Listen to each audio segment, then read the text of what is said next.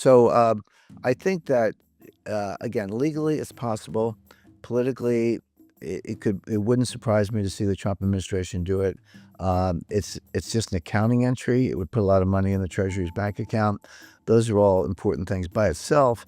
It doesn't change the fundamentals in the world price of gold, but it could have a psychological effect.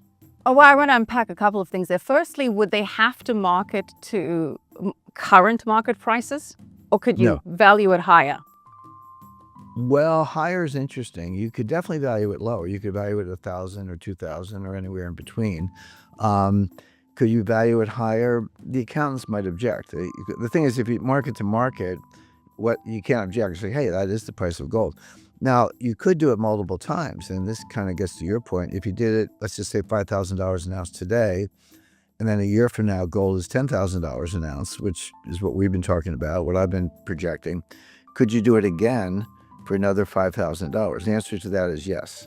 So, so there's not necessarily a cap, but it's not clear that I'm not sure the accountants would let the Fed market above the market. But if you say, could you do it 2 or 3 times and follow the market? The answer is yes. If this were to happen, and you're saying that it would not surprise you if the Trump administration does that, what would be the percentage chance that you would give to this happening under this Trump administration?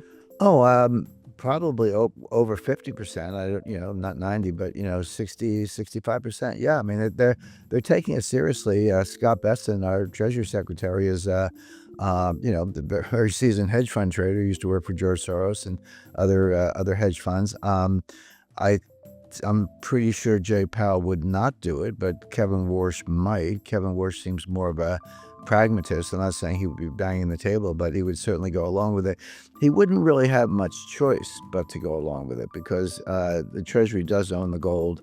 The Treasury does have that account, and it's been done before, and it was at the initiative of the Treasury. So I think if the Treasury made that phone call, the Fed would have no choice but to go along.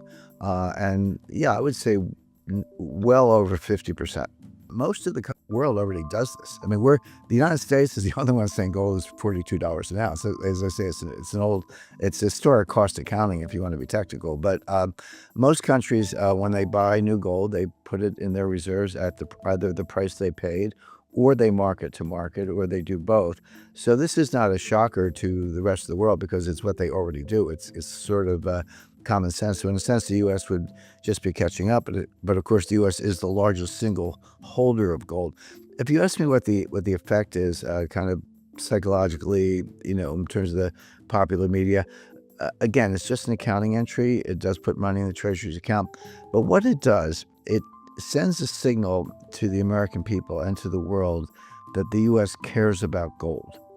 And years ago, Ben Bernanke was asked in an interview, about gold, and why if gold's unimportant, why does the U.S. have 8,000 plus metric tons? And his answer was, he said it's a tradition. He dismissed it. Now, Bernanke's smarter than that. He knows there's a lot more to it, of course. But he was sort of like blowing off the question. It's just a tradition. It's just sitting around.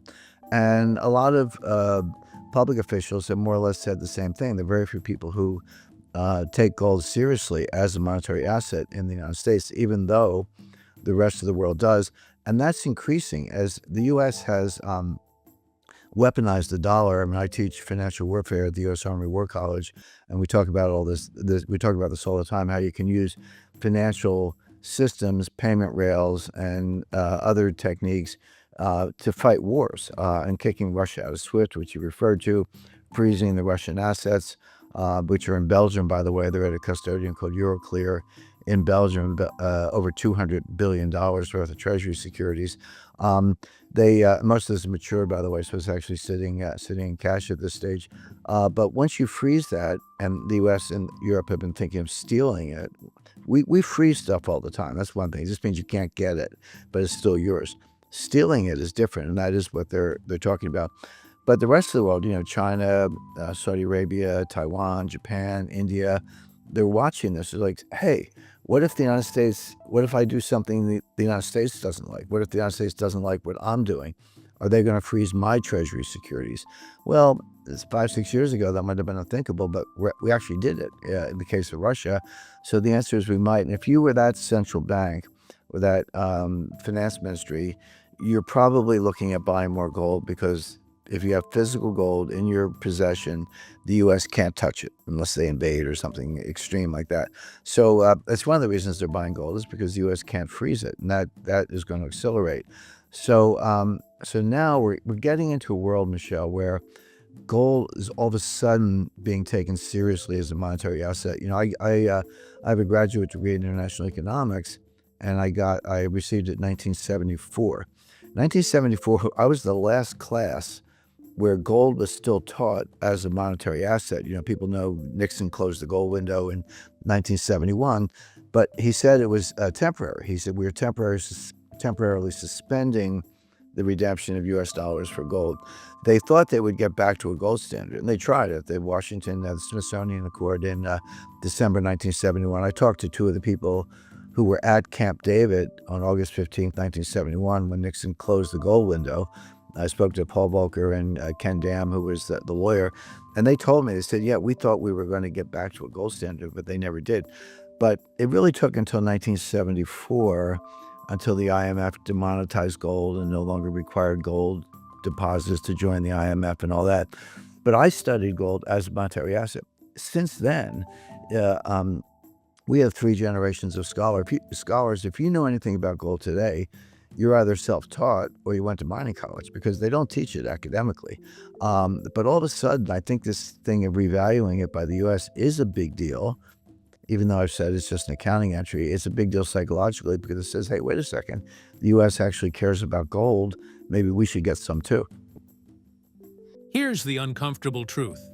This isn't really about gold. It's about trust. For decades, the global financial system ran on a simple assumption. The U.S. dollar is neutral, stable, untouchable. That's why countries hold trillions in U.S. treasuries. That's why central banks park their reserves in dollars.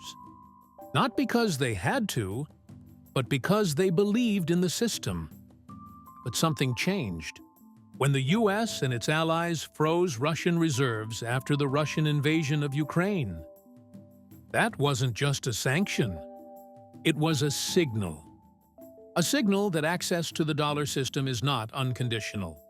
That reserves aren't always yours. And that the financial system can be used as a weapon.